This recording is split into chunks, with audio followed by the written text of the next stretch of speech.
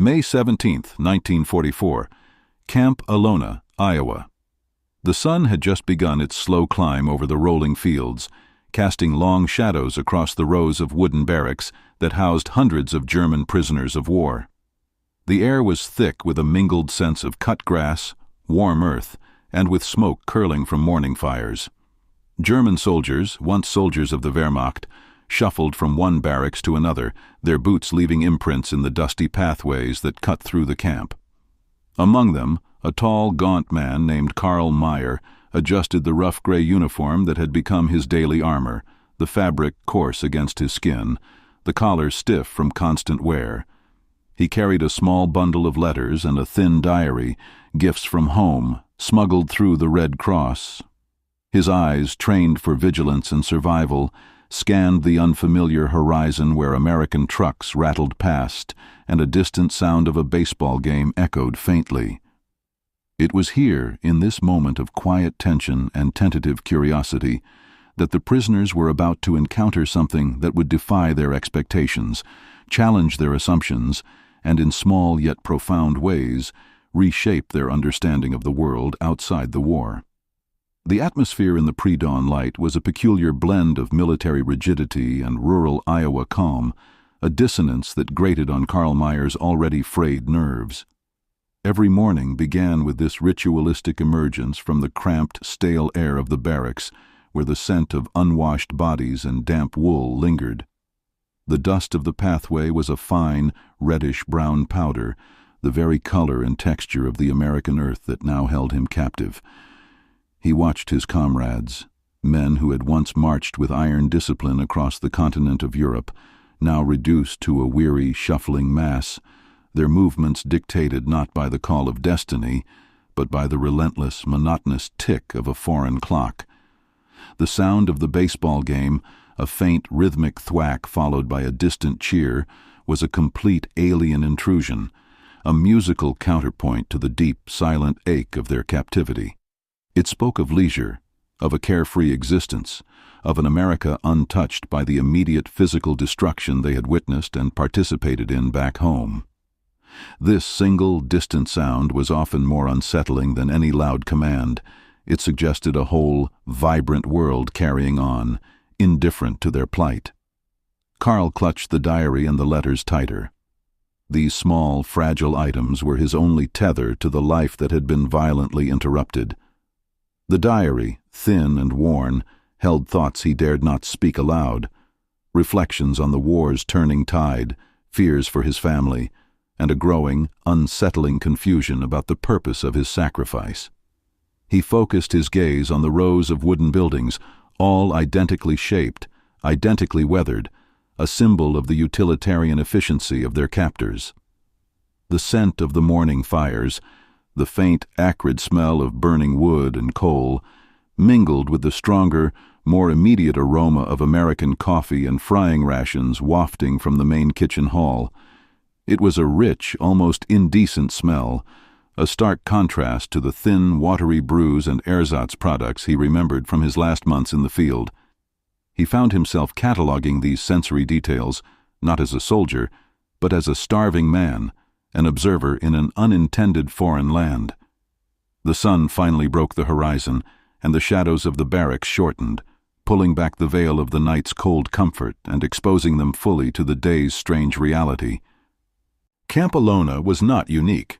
It was, in fact, one small component of an enormous, sprawling logistical enterprise. It was one of over 400 facilities across the United States, housing nearly 400,000 German prisoners by 1944. The sheer scope of this operation, the silent, staggering administrative effort required to maintain such a population, was something that the prisoners, products of a highly structured and centralized state, were slowly coming to appreciate.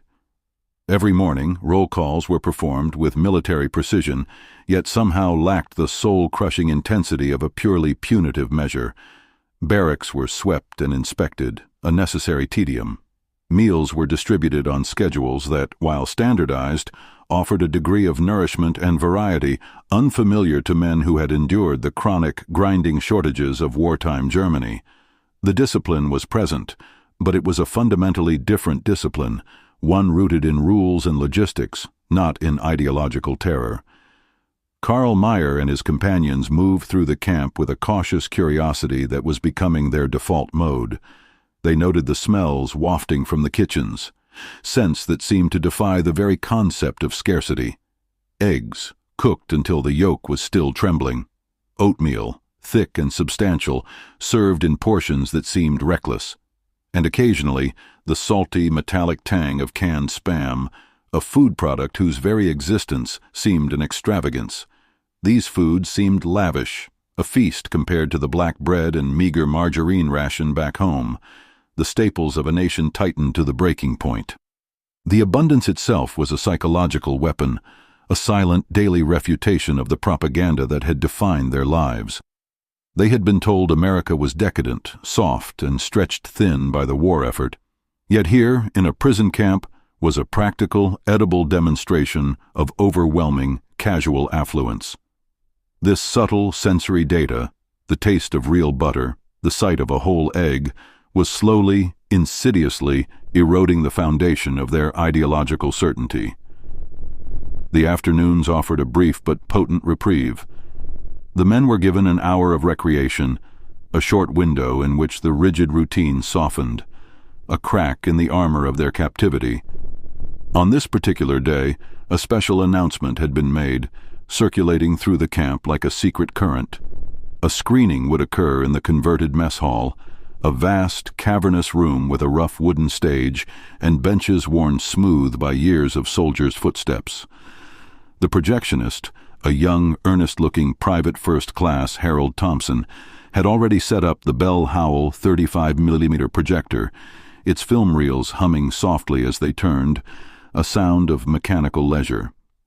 The vagueness of the term moving pictures sparked both curiosity and a deep, ingrained suspicion among the prisoners. What awaited them, they feared, would be another barrage of crude, heavily moralized propaganda, thinly veiled with nationalist sentiment and militaristic imagery, the kind they had endured in crowded cinemas before being sent to the front.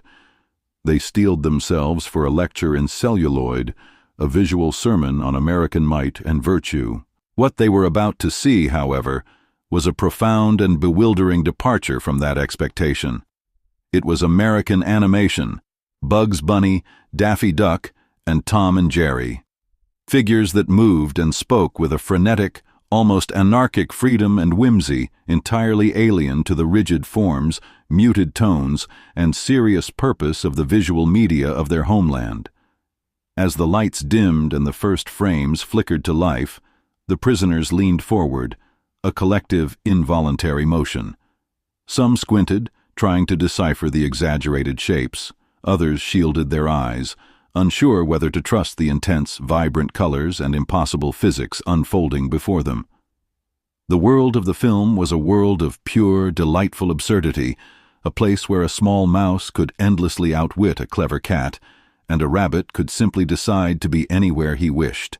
Wilhelm Fischer, a corporal from Hamburg, later recalled in his memoirs a moment of pure, unexpected surrender. "I laughed involuntarily," he wrote, the memory still fresh with astonishment, though I did not understand why. The colors pierced my gray memories.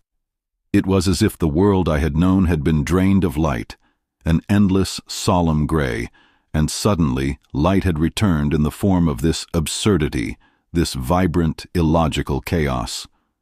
The sounds of the theater, exaggerated squeaks, impossible bowings, frantic orchestral musical cues, and the sudden loud crash of a cartoon character hitting a wall, clashed violently with the men's deeply etched auditory memories of air raid sirens, the wet thud of gunfire, and the solemn, strained silence of ration lines. The sensory experience within the makeshift theater was a deliberate, multi-layered attack on the prisoners' ingrained perceptions of reality and discipline. The smell, for instance, popcorn popped fresh in a corner of the hall, its buttery, intoxicating aroma mingling with the dry, earthy dust of the floor. This was the olfactory signature of leisure, of an unearned, unhurried delight, a sensation utterly new and deeply perplexing. For many of the prisoners, The experience of watching these anarchic cartoons was inextricably intertwined with their first real taste of American snacks. The camp provided peanuts and, more significantly, peanut butter sandwiches, a culinary novelty that confounded, intrigued, and utterly defied German gastronomic tradition. Friedrich Braun, writing to his family in June 1944, described the sensation vividly, attempting to put the baffling taste into words. "Peanut butter?" he questioned rhetorically. "We spread lard or butter on bread. This sweetness, this dense, salty sweet paste was alien. It stuck to my teeth in a way I did not expect, clinging to the roof of my mouth, a heavy, insistent presence. Yet I could not stop eating it, spooning it from the jar like a child." The sheer combination of visual stimulation and unfamiliar taste created a profound dissonance that challenged both expectation and habit. The prisoners' bodies and minds, honed by years of scarcity, were suddenly confronted with a sensory feast that transcended mere physical sustenance. The food was not just filling. It was fun, a deliberate indulgence that felt morally and ideologically suspect, yet physically irresistible. Ludwig Kohler, a prisoner from Dresden, described chewing gum, received during screenings, as being more than just a sweet. "It became a language, a currency, a bond with Americans and among us," he wrote. "I offered it to comrades in exchange for letters or small favors, a small, quiet economy based on a stick of flavored resin. It was astonishing how quickly something so trivial, so entirely unnecessary for survival, could create a network of trust and amusement. The texture of the gum, the simple, repetitive act of chewing, became a calming mechanism, an unconscious break from the constant internal vigilance of a prisoner of war. The cumulative impact of these small, deliberate pleasures went far beyond simple entertainment. The U.S. Army recognized the strategic depth of these recreational programs. They understood that such initiatives could powerfully influence morale, mental health, and even behavior. Official reports from the War Department noted that such programs, the predictable laughter, the caloric indulgence, the communal gathering, served to reduce escape attempts and foster compliance with camp regulations. The cartoon's humor, characterized by slapstick exaggeration, verbal wit, and a disrespect for stiff authority, introduced German prisoners to subtle but pervasive concepts of American cultural values. The glorification of individuality, the virtue of resilience through folly, and the capacity to laugh at misfortune, especially that suffered by a figure of authority or power. Hans Berger, grappling with his own cultural indoctrination, wrote in his diary, "I laughed at Daffy Duck, a sound of pure, foolish delight, though I was profoundly ashamed of the laughter." In Germany we had been taught that such frivolity was not merely trivial, but truly frivolous, even sinful, a waste of energy, a sign of weakness. Yet here, in this dark hall, the laughter was contagious, liberating, an impossible force to resist. The simple, universal quality of the humor bypassed all ideological barriers, hitting a primal chord of human experience. American camp officials understood the broader strategic significance as well. The exposure of the men to leisure, humor, and new foods was not mere indulgence. It was a carefully calculated form of soft power, a slow-motion demonstration of the contrast between democratic abundance and totalitarian deprivation. While the men were technically prisoners, the environment subtly emphasized the humane and generous character of American society, or at least the society as it presented itself during wartime. This deliberate generosity was juxtaposed against the grim reality faced by their compatriots. The contrast with Soviet-occupied zones loomed invisibly in the background. In the East, German civilians and prisoners faced brutal shortages, constant intrusive surveillance, and the rigid enforcement of a new, uncompromising ideology. The American Midwest, by comparison, offered a taste of freedom, abundance, and cultural vibrancy, even within the confines of captivity. The act of sharing a Hershey bar became a microcosm of ideological contrast.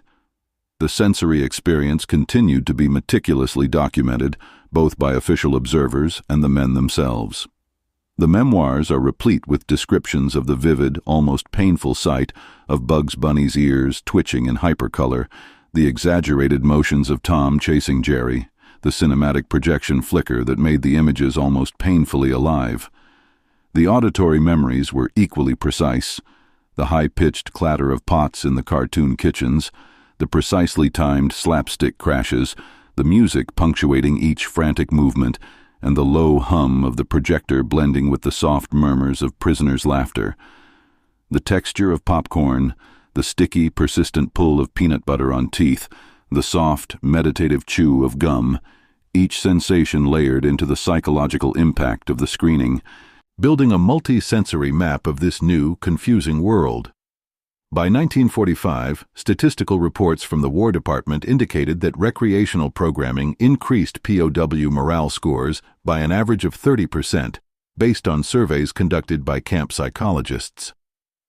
The daily routines of the prisoners included hard work in agricultural fields, maintenance of the barracks, and structured recreation. But the screenings remained singular, anticipated events. A unique rupture in the flow of time where laughter became an unspoken, temporary form of resistance to the rigidity of their captivity. Wilhelm Fischer captured this sense of temporal and psychological escape. For an hour, the world outside ceased to exist. We were not soldiers, nor enemies, nor prisoners. We were simply men laughing. The fundamental humanity of the experience, the shared, unguarded sound of delight, was a profound equalizer. Food continued to serve as the most tangible and immediate bridge between cultures. The American diet offered items entirely unknown to German prisoners, a continuous parade of bewildering new textures and flavors. Canned peaches in thick syrup, powdered milk, a marvel of dried logistics, chocolate bars, and the omnipresent, slightly unnerving peanut butter. Letters and diaries record the pure astonishment with which prisoners first encountered these items. Some, like Friedrich Braun, attempted to recreate the flavors and textures upon their repatriation years later, a futile effort to recapture the memory of that abundance. Others traded them among comrades, creating a vibrant, informal economy within the camp, an economic system based on pleasure and shared scarcity of desire. Memoirs suggest that sharing a chocolate bar or offering a stick of gum could instantly cement friendships, reduce conflicts, and subtly alter power dynamics among the prisoners, a demonstration of social capital based on access to pleasure. The food was not merely sustenance, but cultural diplomacy in its most tangible, immediately consumable form. The reactions, however, were never uniform. Some prisoners, deeply committed to the old ways or simply consumed by suspicion, resisted the lure of pleasure. Karl Mayr recalled the internal struggle. "We had been trained to distrust everything American. The cartoons seemed like traps, the food like propaganda designed to soften our resolve and make us forget our duty. And yet, the laughter spread, irresistible, and we could not remain unmoved. The body, it seems, has its own memory and its own treacherous desires, overriding the mind's loyalties." Others embraced the novelty fully, finding in it a path to a new, confusing kind of peace. Hans Berger recounted trading a piece of the coarse, German-style black bread for a Hershey bar, marveling at its sweetness and the way it melted on his tongue, a decadent sensory experience. In a letter home, he confessed, "Even in captivity there is joy here, a lightness of spirit that I had not imagined possible. It frightens and delights me simultaneously, this pleasure of the senses that should be reserved for peacetime." Beyond the personal impact, these screenings were emblematic of a broader philosophical and ideological confrontation. The men were encountering a society whose priorities and values were fundamentally different from those they had been raised to uphold. Where German state propaganda relentlessly emphasized discipline, sacrifice, and a rigid, almost punishing austerity, the cartoons celebrated cleverness, mischief, and resilience through humor. The freedom to laugh at authority figures, to celebrate cunning over brute force, challenged deeply ingrained notions of hierarchy and obedience. This cultural exposure, combined with the unearned sensory pleasures of the food and the communal experience of the dark theater, created a subtle but profound cognitive dissonance.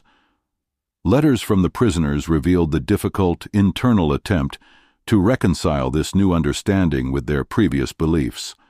Friedrich Brown wrote, with a palpable sense of confusion, "I am grateful for the kindness, yet ashamed to enjoy luxuries while my country suffers. These cartoons make me laugh, yet they remind me of everything I have lost, of the simple, joyful life that was sacrificed to the war machine." Others, like Ludwig Kohler, interpreted the experiences as a kind of forced, subtle education. "We are learning, even unknowingly," he wrote, "to see Americans laugh at themselves, to see such an abundance of food offered without suspicion. This is a lesson no officer ever gave us in Germany." The integration of leisure, food, and visual entertainment created a holistic sensory experience that left an indelible mark. The physical reality of the peanut butter, the sound of the collective laughter, the sight of color and motion, and the smells of the American kitchens were all inseparable from the psychological and emotional effects. These were not fleeting moments of amusement. They were formative experiences that shaped the prisoners' perceptions of American culture, humanized their captives, and began to subtly set the stage for post-war interactions. As weeks turned into months, the screenings evolved from a novelty into an anticipated ritual. Karl Mayr and his companions would gather in the dim theater, trading comments in hushed German, laughing at the improbable misadventures, and occasionally mimicking the exaggerated actions of their favorite characters. The sense of camaraderie among the prisoners deepened, an unspoken recognition of their shared, absurd experience. Memoirs suggest that these moments helped the men to endure the suffocating monotony and stress of captivity, reduce conflicts within the barracks, and subtly encourage a degree of cooperation with American authorities. By 1945, camp psychologists noted not only improved morale, but also enhanced social cohesion among the prisoners, attributing a measurable portion of this positive change to the regular recreational programming and exposure to American cultural artifacts. The broader historical context only underscores the strategic importance of these programs. While overt military action was distant from the flat Midwest fields, the war's ideological battles continued in these subtler, cultural forms. The exposure of German soldiers to American leisure, humor, and cuisine was part of a larger, deliberate effort to demonstrate the fundamental values of the democratic capitalist society they were fighting against. Through cartoons, the sticky, sweet novelty of peanut butter, and shared experiences of communal laughter, the Americans were conducting a form of cultural diplomacy in real time, leaving impressions that would endure long after the prisoners returned home. The contrast with German civilians in occupied territories and with prisoners in Soviet custody highlighted the unique combination of compassion, abundance, and ingenuity that defined the American approach to the defeated. By the end of 1944, the simple act of watching animated films in a small barracks theater, combined with the jarring, sensory act of tasting unfamiliar foods, had transformed the prisoners' daily lives.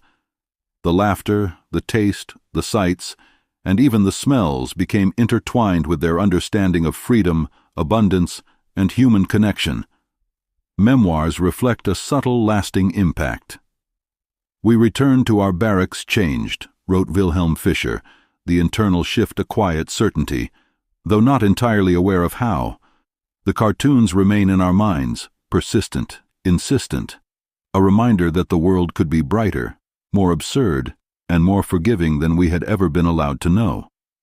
The screenings and accompanying sensory experiences also provided an unintended foundation for post-war cultural integration. The men who returned to a shattered Germany in 1946 carried not only the brutal memories of the war and captivity, but also an early, indelible taste of American culture, literally in the form of peanut butter, chewing gum, and chocolate, and metaphorically through the unexpected power of humor, leisure, and shared humanity. These small, deliberately planted seeds of cultural exposure would later play a significant, if often unacknowledged, role in shaping consumption habits, societal attitudes, and the overall perception of America, laying the subtle groundwork for the broader Americanization of West Germany during the Marshall Plan and the decades that followed. By the final weeks of that year, the narrative of the German POWs at Camp Alona was irrevocably shifting from one of purely martial defeat to one of cultural confrontation and adaptation.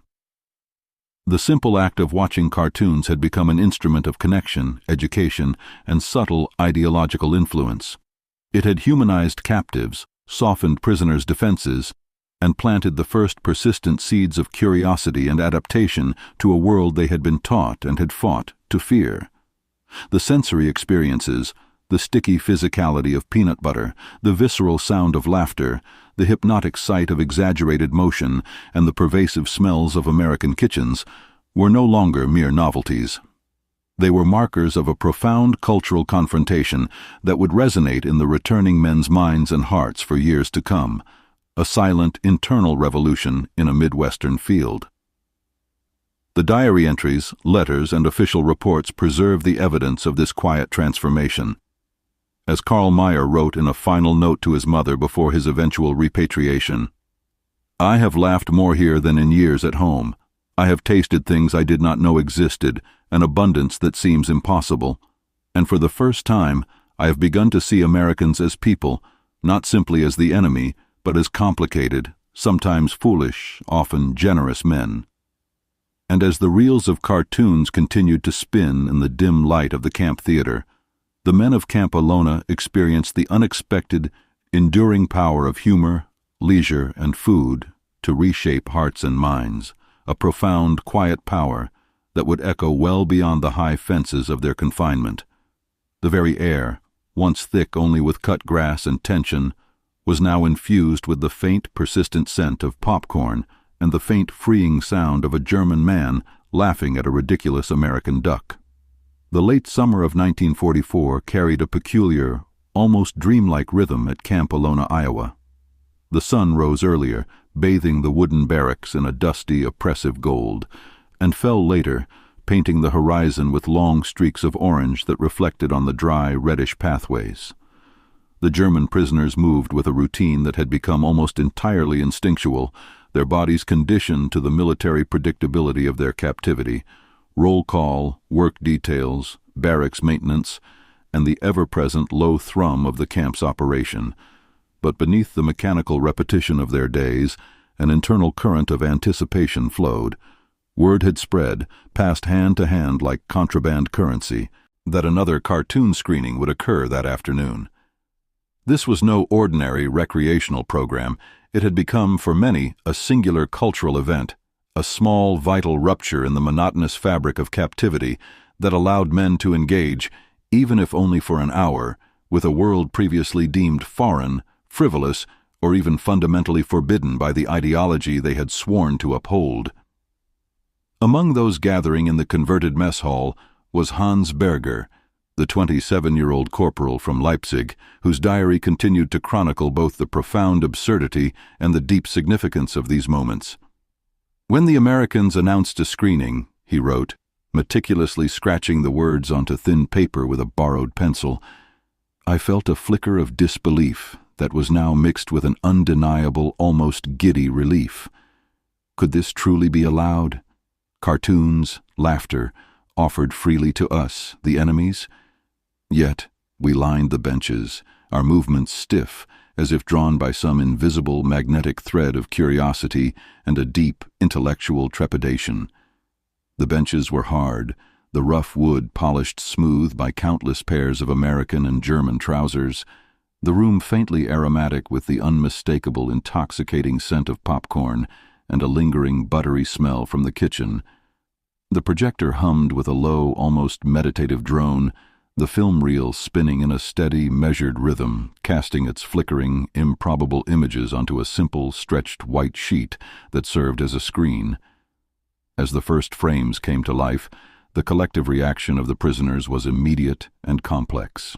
Some, still holding on to the last vestiges of military decorum, covered their mouths, genuinely uncertain whether laughter was permitted, a deeply conditioned fear of showing weakness or pleasure.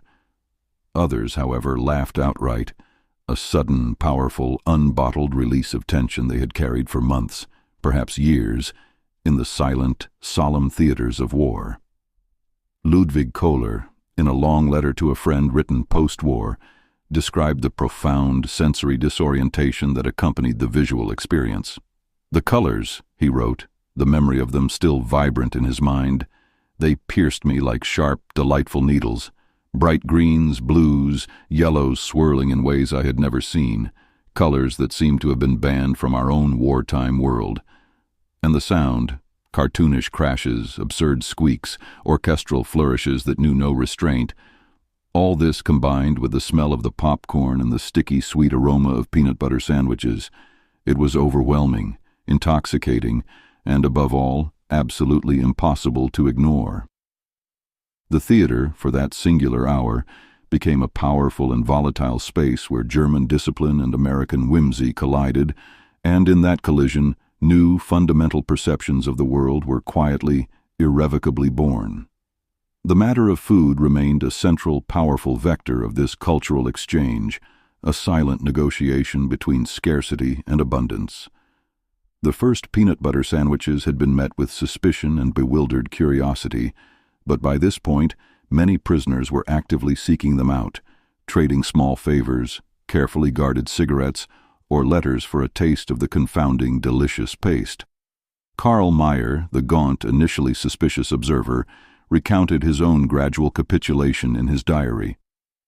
"I offered a piece of our heavy, dark black bread for a small slice of peanut butter on soft American bread. The sweetness was like nothing I had known. It was a sugary, salty, fatty explosion. It stuck to my tongue, clung to my teeth, a physical manifestation of indulgence, yet I relished it. I imagined my mother's kitchen, the hard, frugal loaves we baked. This American food was a new, impossible world, a world of careless, vibrant excess that was simply impossible to ignore." Chewing gum and chocolate bars quickly transcended their nature as mere treats. They became crucial instruments of social connection and negotiation, used for barter with fellow prisoners, or offered to the American guards as a small, non-threatening gesture of goodwill and acknowledgement. Ludwig Kohler noted the power of this new currency. A simple stick of gum could bridge suspicion, could create a fragile friendship in the silence of the barracks. The exchange of small, shared pleasures became a vital language we all understood, one that transcended the official hostility between nations. The psychological impact of the cartoons was subtle but pervasive, slowly working its way into the prisoners' internal landscapes. The animated films themselves, with their frenetic slapstick humor, clever reversals of fortune, and exaggerated misadventures, challenged the prisoners' deeply ingrained assumptions about hierarchy, authority, and propriety. Wilhelm Fischer articulated this internal shift. "Seeing Daffy Duck stumble, tumble, and rise again made me laugh, not out of mockery for his failure, but out of a profound sense of recognition." The message was clear, if unspoken. Misfortune could be survived. Authority could be questioned, mocked, and even utterly defeated with nothing more than wit. These were not mere distractions. These were ideas that felt foreign, even dangerous in their political implications, yet they were overwhelmingly exhilarating. The laughter in the theater, therefore, was not mere amusement. It was a subtle form of cognitive emancipation, a fleeting, necessary suspension of the wartime conditioning that allowed the prisoners to explore the contours of freedom in miniature. The Americans overseeing the screenings were acutely aware of this transformative potential. Official reports from the War Department indicate that recreational programming contributed significantly to reducing tensions, minimizing internal conflicts, and ultimately enhancing compliance with camp rules. One circuit report from early 1945 noted that German prisoners exposed to structured recreational activities demonstrated measurable, sustained improvements in morale, social cohesion, and cooperative behavior. The combination of the visual shock of the cartoons, the unearned pleasure of the snacks, and the shared communal experience created an environment that subtly encouraged reflection, empathy, and personal adaptation. The cultural contrast became more pronounced with each passing week. The prisoners' childhoods had been shaped by austere routines, relentless nationalist propaganda, and strict, unambiguous codes of conduct, where duty superseded all personal feeling. The animated antics they now observed, however, depicted cleverness, mischief, and humor not as weaknesses, but as essential, vital virtues. This cultural exposure forced the prisoners to attempt to reconcile their prior beliefs with these new, compelling observations. Friedrich Braun, in an August 1944 diary entry, captured this fundamental confusion. The audacity of Bugs Bunny, the sheer unbridled mischief of Daffy Duck. These are not mere distractions. They are a challenge to everything I have been taught about the proper, serious place of a man in society. I am simultaneously repulsed by the lack of discipline and utterly captivated by the freedom. The philosophical impact of the animated shorts, a silent education in democratic culture, was amplified by the material reality of the American system, the food, the shelter, the adherence to the Geneva Convention that ensured a basic, decent standard of living. The prisoners saw that the power of a wealthy democratic state was not predicated on the suppression of individual joy, but was somehow maintained alongside a casual, continuous abundance. This was a cognitive hurdle for men steeped in the ideology of a state that demanded total, unrelenting sacrifice and austerity for the collective good. The sheer volume of new information, both sensory and ideological, necessitated a restructuring of their internal world. Karl Mayr, reflecting on his time, noted that the smell of fresh-popped corn had become, for him, a more powerful symbol of American might than any photograph of a battleship. "It is the ease of their abundance that defeats us," he wrote. "Not the power of their guns, but the casual, almost careless way they can afford to waste flour on cake and give their enemy children's toys and sweets. It is a luxury of spirit that we simply cannot afford, and that is what makes us truly poor." The long, hot days of the late summer transitioned into the cooler, dustier autumn, and the rhythm of the camp began to deepen its hold. Yet the memory of the light and sound and taste of the screenings remained a permanent glowing ember in the back of the men's minds. The simple shared act of chewing gum in silence after a screening became a moment of profound, quiet reflection, a physical link to the absurdity and joy they had witnessed. The logistical complexity of maintaining 400,000 prisoners and simultaneously conducting this cultural inoculation was a triumph of the American organizational state. Every piece of equipment, from the 35mm projectors to the tons of peanut butter, was a quiet testament to a massive, untouched industrial capacity. The prisoners, former soldiers who understood the brutal logistics of war, saw in this operation not just a defeat, but a systemic difference. Their enemy was capable of producing war materials at an unimaginable scale and, simultaneously, a vast surplus of pure, frivolous pleasure.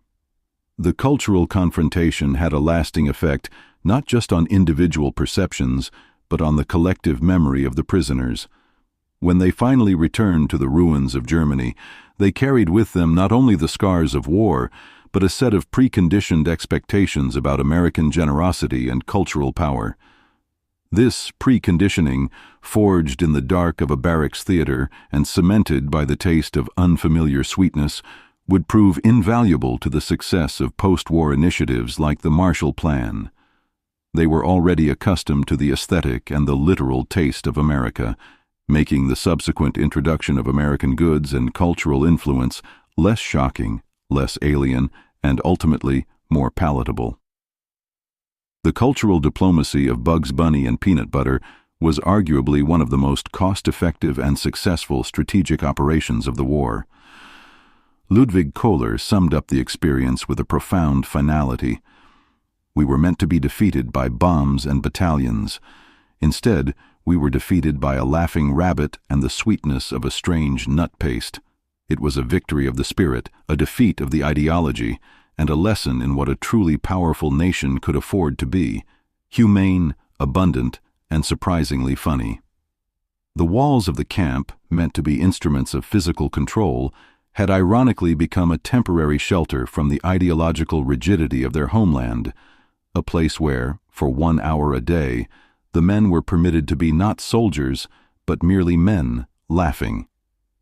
The late afternoon sun of Iowa, casting its long shadows across the dusty pathway of Camp Alona, therefore illuminated not a prison, but a classroom, a silent, complex engine of cultural and psychological change. And the faint, sweet scent of peanut butter lingered in the air, a final, inescapable proof of the unexpected power of soft power.